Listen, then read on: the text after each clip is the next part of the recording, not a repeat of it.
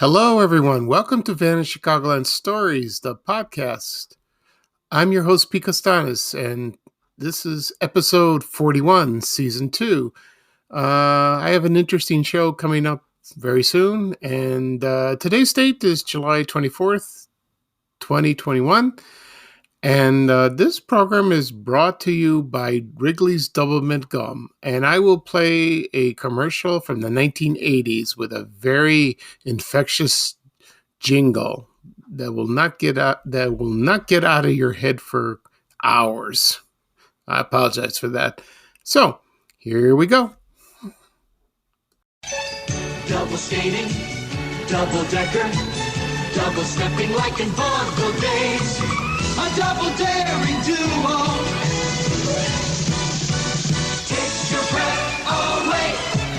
What the single most favorite double in the world is. Double good, double mint gum. Double image, double duty. Double talking can be double fun. What the single most favorite double in the world is. Double good, double mint gum. Double your pleasure with Double Mint Gum. Double good, double fresh, double delicious. It's the single most favorite double in the world. Double over, double under, riding double, playing double. But the single most favorite double in the world is double good, double mint gum. It's the single most favorite double. Okay, I am back. I hope you enjoyed that commercial. And be forewarned, like I said previously, it's a catchy tune. And I'll give you a brief memory about Wrigley's Gum. When my Uncle Ted was alive, when I was very little, and I always saw him, he always came over to the house and gave me a pack of gum. Usually Wrigley's Juicy Fruit, Double Mint, and Spearmint.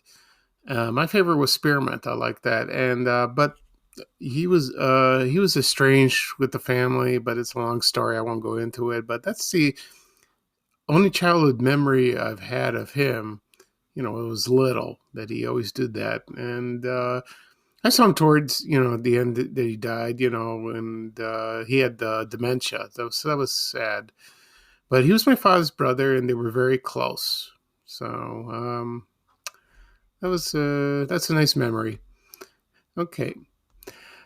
Today we will talk about three things. First, I will talk about the singer and violinist Robbie Steinhardt of the rock group Kansas, and I'll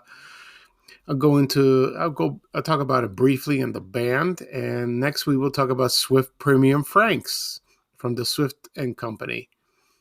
And last, we will talk about Bob Trendler, sometimes also known as Mr. Bob from Bozo Circus. So I will talk about his career and my memories of watching him on the Bozo Circus show. Okay. First off, we'll talk about Robbie Steinhardt. Unfortunately, he passed away on July 17th, about 4 days ago. He was at the age of 71. In Tampa, Florida. What's unique about this guy was he was a violinist for the group, and for rock groups you hardly see violins. I don't think so. I'm thinking of other rock groups, maybe Procol Harum. Maybe there was a violin there. I don't remember. Excuse me. And and then you have the rock group Queen, but they always play like classical music or use classical instruments. I will talk about his biography. I'll touch briefly. He was born Robert Eugene Steinhardt on May 25th, 1950 in Chicago.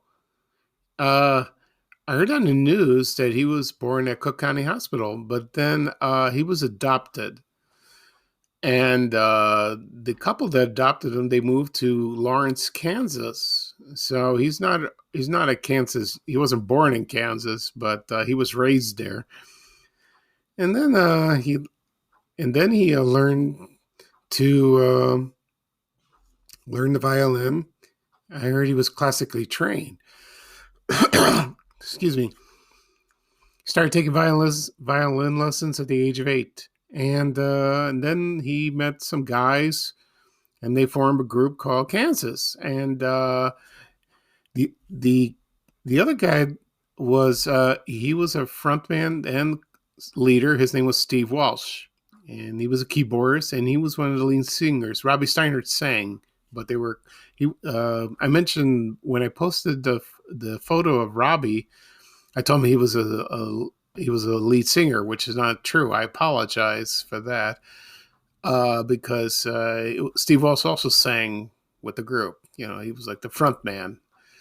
And I'll talk about a memory of the rock group Kansas.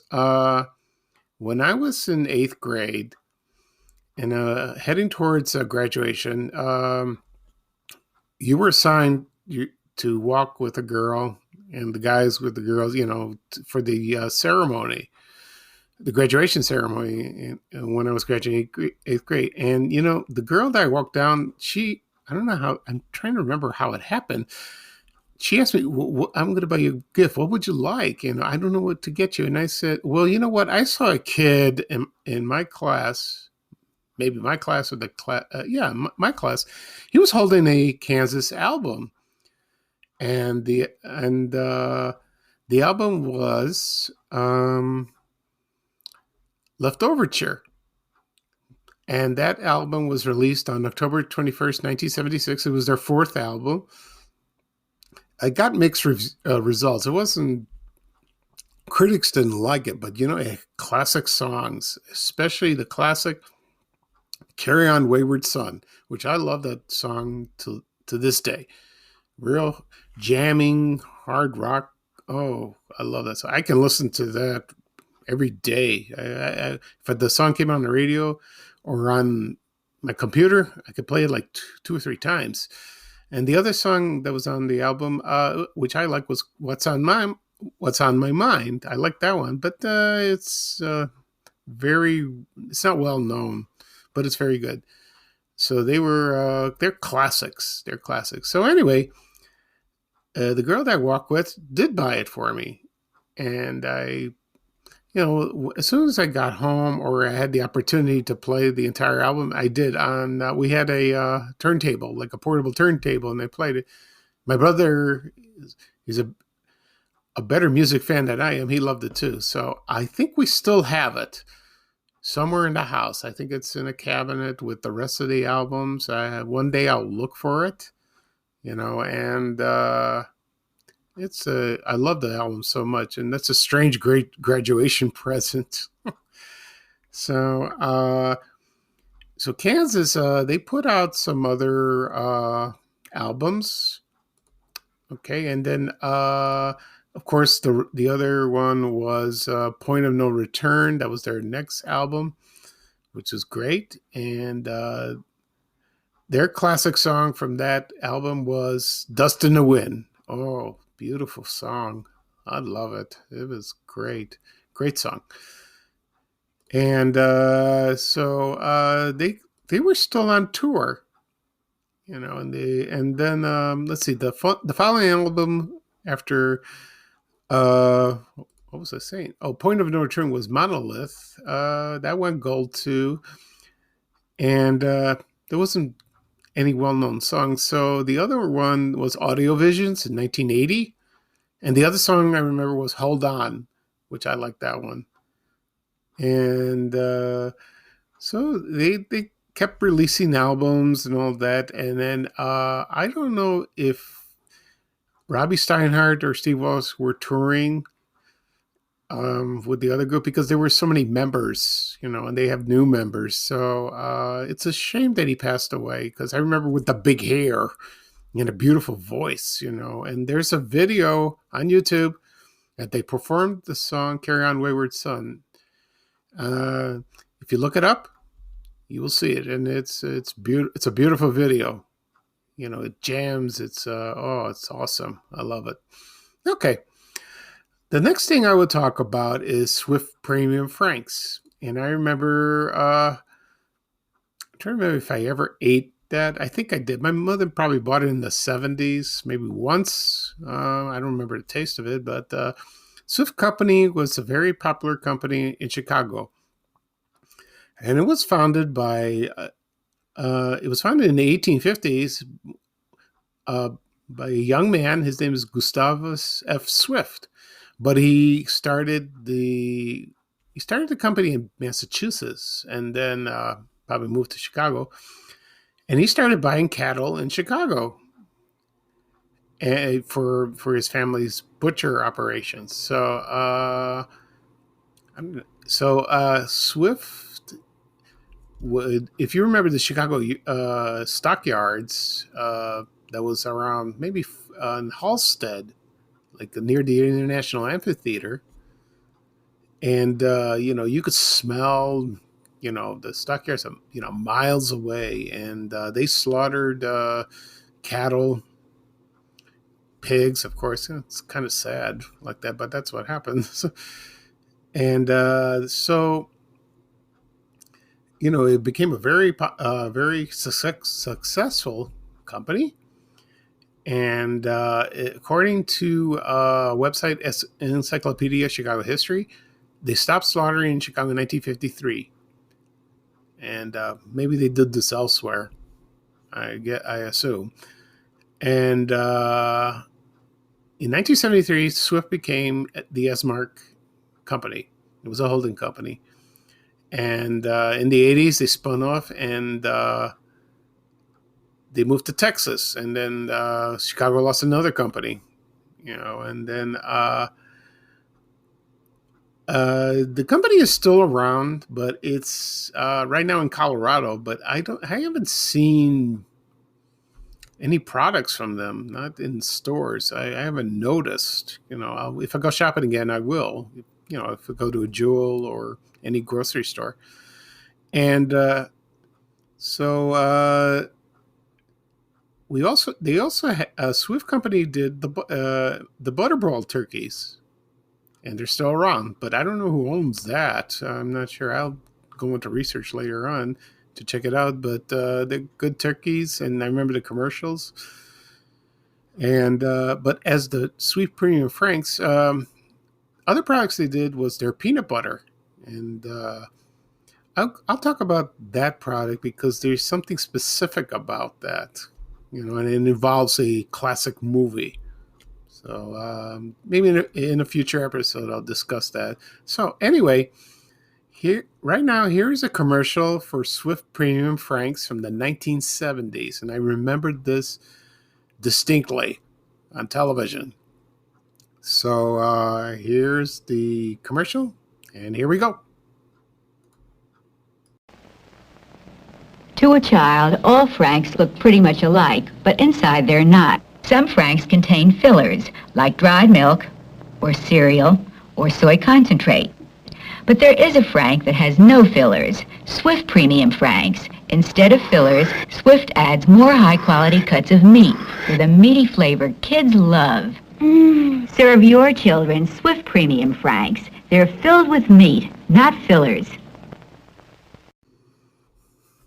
Okay, I'm back. I hope you enjoyed that commercial. I want to talk a little bit more about the about hot dogs, because on July 21st, it was National Hot Dog Day, and I posted that photo of Swift Premium Franks, but I got to thinking, I remember other brands of hot dogs that are no longer around, and the top of my head I could think of was High Grades. I got to read in history, and there was Best Kosher. I remember that. According to some people, that was delicious from what I heard. But now we have Hebrew National, which I discovered years ago when I was at a comic book convention in San Diego, and they had that's the only hot dogs they had, and they were good. Oh, they were good, but they're kind of pricey, but you can still find them. Of course, there's Oscar Mayer. They're still around. There's also Nathan's from New York. Those are good. And one particular funny memory I remember hot dogs was Bozo hot dogs. And they came out probably the early 70s. And if I'm not mistaken, I remember a commercial about Bozo hot dogs, and they had Bozo's mother. They had an older woman dressed up as Bozo with the makeup and the hair. Well, she had a old lady's hair, but the same makeup, the red surrounding her face and the white, and she wore the same shoes as him, and it was hilarious. And she was hawking Bozo hot dogs, and I thought it was the funniest thing I ever saw. And then at the end of the commercials, at the end, I think she said, "He's so handsome. He looks just like his father," even though she looked like him. So I tried to find that commercial on YouTube or anywhere else. I can't find it, but you never know. It might pop up someday, and I remember it being hilarious. So to this day, I still love hot dogs. I try to be careful, but if you have a craving for it, go for it. My favorite is with ketchup and mustard and onions. I know people make a big stink about ketchup, but I love it. I don't care what people say, but at least I put it together because that's how I was raised to eat them. You can cook them on the grill, boil them, or even broil them. I've done that. And the best hot dogs I like is Portillo's. They're very good. I used to order them when I worked up north at American Express Travel. I used to go to Portillo's and order a couple of hot dogs. Okay. That'll be all for that. And the next thing I would talk about is a member of Bozo Circus, which his name was Bob Trendler, who was known as Mr. Bob. And so I will read his biography about Mr. Bob. And he had a very interesting career. And from what I remember from Bozo Circus when I was little, is he had that white band uniform. And he was the band leader of Bozo's Big Top Band. And the rest of the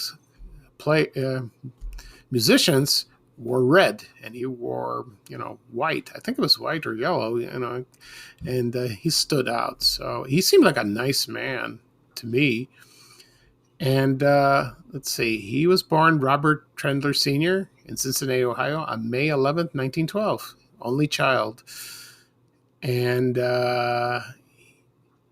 he spent his childhood in radio stations because his mother was the music director of a radio station, WLW in Cincinnati. And she was an opera singer, and they toured Europe. And I guess he got that musical talent from him.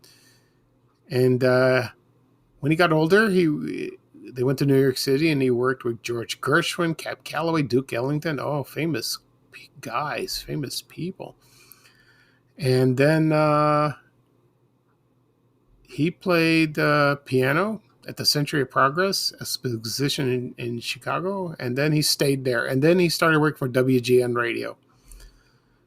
And then in 1941, he became the director of the WGN Dance Band. And it was also the WGN choral director. And he did occasional work at the Chicago Symphony Orchestra. And then in 1956, he became the director. And he worked on the radio, and then he started working at Bozo Circus. He got hired, and he led a 13-piece band. So if you remember in the introduction of the show, where Mr. Ned or Ringmaster Ned would blow his whistle, and he would say Bozo Circus is on the air, and he would introduce Bozo, Oliver, played by Ray Rayner, which his birthday was yesterday, on July 23rd. So happy birthday, Ray, wherever you are. And also Sandy the Clown, Cookie the Clown, the Wizzo, all the famous guys there. And then the last he would introduce Bob Trendler, but we always know him as Mr. Bob. And then the cast of thousands. And most of the sketches on the show, he did participate. And they did get when Bozo was with Cookie or any other clown, Bozo would do all kinds of mischief, and the pie would be involved. And Bob Trendler did some sketches, and you know what? He never minded getting hit by a pie. He was a good sport, so that's good. And then he retired in 1975. And then I heard he owned a yacht, at the harbor, at Chicago Harbor. he lived in Lake Forest, and then he didn't sit around. So he was very active, very active. And then when he did retire in 1975, he retired to Florida. And there's an interview of him on YouTube, much older, and he discussed his career, his memories of that. And he lived in Sarasota, Florida. And then he died in July 18th, 2011, 10 years ago. And he was 99. Oh, long life. And his wife, Annette, died in 2002. So that's my memories of him. And I could mention September is Bozo Circus month. And I will have a special celebration for my podcast, my blog, which is on Vanish Chicagoland blog, and of course my Facebook page, Vanish Chicagoland, which I will create a video of photos of Bozo Circus, the Bozo Circus that I grew up with, that I remember, and most people did. And I will write a story, and I'll write memories of that, and that should be fun. And also, I'll do a podcast episode, maybe two. I'll do 2 parts. It depends of all the material I can gather. So it'll be kind of fun. So this September will be Bozo Circus month, and I do post photos every week, which I find, and pick a certain person or theme. Last time I posted a picture of Bob Trendler with the band. That was cool. And I like to find like rare photos. It's not easy, but I always credit people for that. And then so we'll see. Sometimes maybe I'll post a picture of Sandy the Clown, the Bozo, that he's somewhere else besides at the circus, Cookie the Clown. Find some rare things about the show. That'd be interesting. Okay. Before I go, I want to make one clarification. I received a notification from Terry Tez that last episode I discussed about shock theater, and I discussed about the Deadbeats, and I said that it was the Art Van Dam Quintet, and he pointed out to me it was not true. It was not them. They were made up by studio musicians at WBKB, which was WLS TV at the time. And I also played the introduction of the video, the audio, that is, of a video. And of course, I credited him, and he said, "Thank you. Thank you for the audio and credit. What a nice man." And I replied, "You're welcome." That audio of Shock Theater brought many memories of people watching that show for those 2 years, from 1957 to 59, on Channel 7 at Saturday nights. It was the first horror theme show right before Creature Features, and they also Channel 5 also had Thrillerama. I'll touch to that in maybe in a later episode, but. As for Creature Features, I will discuss one episode in September. Last year, it was the 50th anniversary. I made a video. I wrote a story. I put all the TV ads as I could find, which was fun, and that was fun. I had a ball last year, and I actually watched the first 2 movies that first aired on Creature Features was Dracula and She-Wolf of London on DVD. Oh, it was beautiful. I loved it. Okay. That'll be all for today. I'm glad you could join me for this wonderful episode. Hopefully I will do a podcast tomorrow. We'll see if I have time. That would be episode 42. I'll search what kind of subjects I'll discuss. Probably something interesting. So, this is Pete Costanis for Vanish Chicagoland Stories, the podcast. This is episode 41, season 2. And like I said previously, yesterday was Ray Rayner's birthday.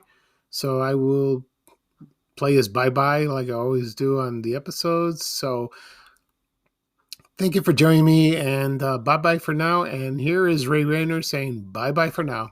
Take care, everyone. So long. We have to go. Bye, bye, bye.